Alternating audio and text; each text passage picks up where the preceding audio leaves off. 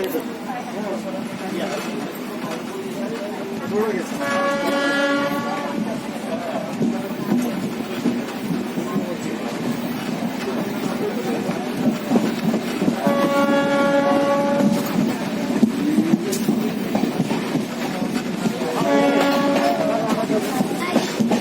Station कोल्हाडी.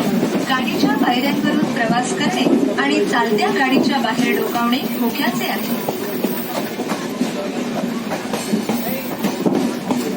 अगला station कोल्हाडी.